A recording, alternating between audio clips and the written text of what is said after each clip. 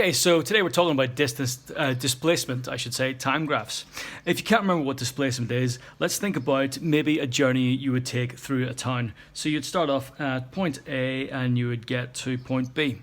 But it's very rare that you would take an exactly straight line between A and B. I'm going to just change this around a little bit so that, let's make it like this, A and B. Okay, so you might go like this because there might be stuff in the way or whatever. You might take this kind of journey here. So there is the total distance you've covered. And we can say that is maybe, 1 kilometer. Okay, but if you look at between A and B, okay, you have covered several different directions. Here you have this direction, then this direction, then this direction, this direction, this direction. Okay, so the distance doesn't have any specific direction of its own. There's nothing inherent, there's no inherent direction to it. But if we think about the actual direction you've moved from A to B, we can think about a different quantity because I can put a specific direction onto this. I could, for example, say to the northeast. I could say, for example, at a bearing of 45 degrees or 045 degrees. Okay, I could say northeast, or I could say to the top right or to whatever. So this here, this represents the actual displacement because I can put one specific direction onto it. So there is a distance and here is a displacement. It's essentially how far you've been displaced from A to B. And this is probably a little bit less. We're not going to do the maths behind that, but we'll say, 700 meters or whatever. So 700 meters northeast, we could say, or whatever you choose to put onto it, whatever kind of frame you're using to think about that. So distance and displacement are different things. With distance, we can calculate speed equals distance divided by the time. Okay, so we just take the distance divided by time, very simple. If we're including direction, however, we're not talking about speed anymore. What we're talking about, maybe I'll give you a moment to think about it, we're talking about the velocity. So use v to represent that. And because velocity's got to include the direction, what we do is we talk about the displacement. Now here's what can get a little bit confusing for some people. The displacement we represent using the letter S. Sometimes you will see it represented using x. Okay, so S divided by t. What you'll often also see is a little delta put in there, which, remember, physics is just, it's a lot of maths. It just means change. Change of displacement divided by change of time. Very, very simple. Like I said, sometimes you will see it as x divided by t. Now, what we're going to then look at is we're going to look at displacement time graphs. So let's think about one of those graphs. Now, you might remember from our previous session, we talked about the fact that when we talk about a distance time graph, we just get this. You can't get negative distance. With the displacement time graph, we do need those negative values in the y-axis, but of course, we don't get negative values for time, at least not in this one anyway. So here we have our x-axis and we have time, and no, t's not the name of the axis. Let's do our value here, and nearly always time we represent it as seconds. Okay. And then we have displacement. Here, I'm going to just write it with an S, brackets, meters. Now, one weakness you might notice about this is this can only show us displacement in one dimension. Okay? This can only show us maybe how far across the way you've gone, how far across the town you've gone. It's not going to be able to tell us how far up or how far down you've gone.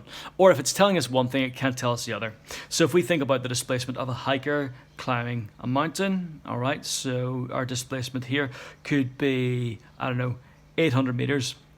Okay, but if we look at this person from above, we can't say what the displacement is to the left or to the right, okay, or to north or to south. It can only tell us the change of altitude.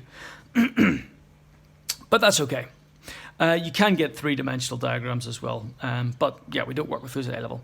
Anyway, we're talking about the beginning from some arbitrary point, just wherever that might be. That would normally get stated. So where that point actually is, you get told where that is. All right. But of course, they could begin away from that point as well. So let's just look at this here. So there we have a change in displacement with a change in time. So from this, we can get the velocity, because if you remember, velocity is your displacement divided by time, or your change of displacement divided by time. Considering that, what if suddenly it went like this? Here, in a much shorter space of time, we get roughly the same change of displacement. So what we get is a larger velocity. And what this is telling us is that the gradient tells us about the actual speed being traveled. Okay? So then we might also get something like this here. So here, the displacement's gone back to 0. Now what does that imply? That implies that they've gone back to their starting point. They've returned to their starting position. And here, then they have gone in the opposite direction. And then they've gone back to their starting point very quickly. And then they started walking very, very slowly. Or moving very, very slowly. We don't know what this object is. It could be a snail or it could be a rocket ship, because we don't have values for distance or for displacement nor for time. This could be hundreds of kilometers, or it could be hundreds of millimeters or whatever. But it's measured in meters, so it's not. So these are the very, very fundamentals of it. What we also see is that at these points, we have had a change of velocity. Now, you'll hopefully remember that any change of velocity is considered as an acceleration. Okay? And acceleration, we calculate, well, it's change of velocity. So what we say is normally v minus u. That's your final velocity, take away your initial velocity. So for example here, our final velocity is whatever the gradient for this line is. Our initial velocity is whatever the gradient for this line is.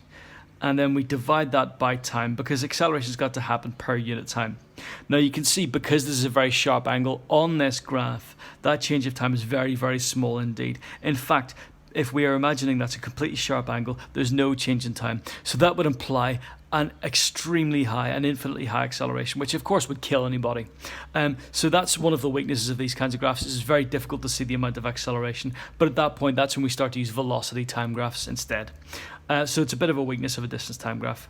Anyway, if you remember, our unit for acceleration is meters per second squared, because we've taken meters per second and divided by seconds again. This is one of the reasons why your knowledge of laws of indices is quite important at A level. So that is all the fundamentals on displacement time graphs. There's some stuff you're going to have to figure out for yourselves, but using the information I've given and information available to you, you should be able to figure it out just fine. Remember, if you have questions, make sure you ask me.